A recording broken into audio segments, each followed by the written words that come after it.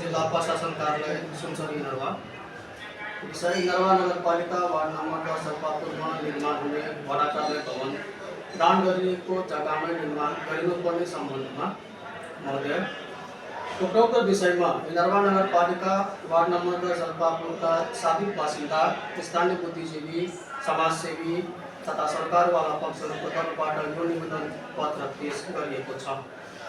वडा नंबर 10 सल्पापुरमा निर्माण हुन लागेको वडा कार्यालय भवन ठेक्का नम्बर EIRR बिल्डिङ NCB 13-08283 सम्बन्धमा हाल विभिन्न तहमा छलफल भइरहेको अवस्था छ।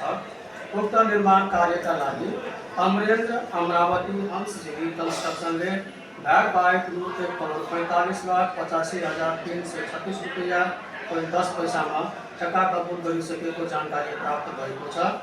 यसले स्थानीय सेवा प्रवाहमा सुधार ल्याउन अपेक्षा गरिएको छ। तर भवन निर्माण हुने स्थानको विषयमा स्थानीय तहमा गम्भीर चासो तथा असन्तुष्टि देखिएको छ। स्वर्गीय रामपूजन प्रसाद गुप्ताजीले सार्वजनिक हितका लागि वडा कार्यालय स्थापना गर्ने उद्देश्यले करिब 5 कट्ठा जग्गा दान गर्नुभएको सर्वाधिक छ। उक्त दान गरिएको जग्गा सामाजिक, ऐतिहासिक तथा सार्वजनिक महत्व बोकेको स्थान हो।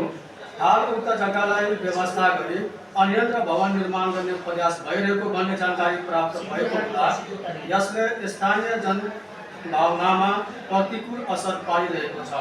यदि यस विषयलाई समयमा समुचित ढङ्गले सम्बोधन नगरिएमा सामाजिक असन्तुष्टि बढ्ने तथा शान्ति सुरक्षामा समेत प्रभाव पार्न सक्ने सम्भावना देखिएको छ।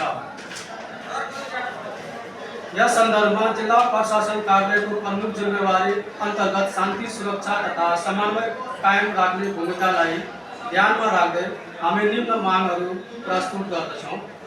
वडा कार्यालय भवन स्वर्गीय रामपूजन प्रसाद गुप्ताजीले दान गर्नुभएको सोही 5 कट्ठा जग्गामै निर्माण गरिनुपर्ने विषयमा आवश्यक पहल गरियोस्।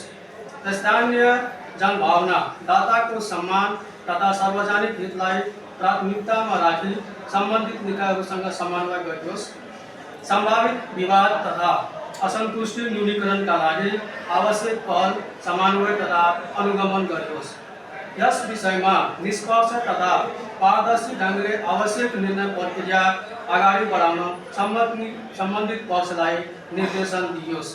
हामी विश्वास गर्दछौँ कि जिल्ला प्रशासन कार्यालयले यस विषयलाई गम्भीरतापूर्वक लिई स्थानीय शान्ति सद्भाव तथा जनभावनाको संरक्षण गर्दै उचित पहल गर्नुहुनेछ।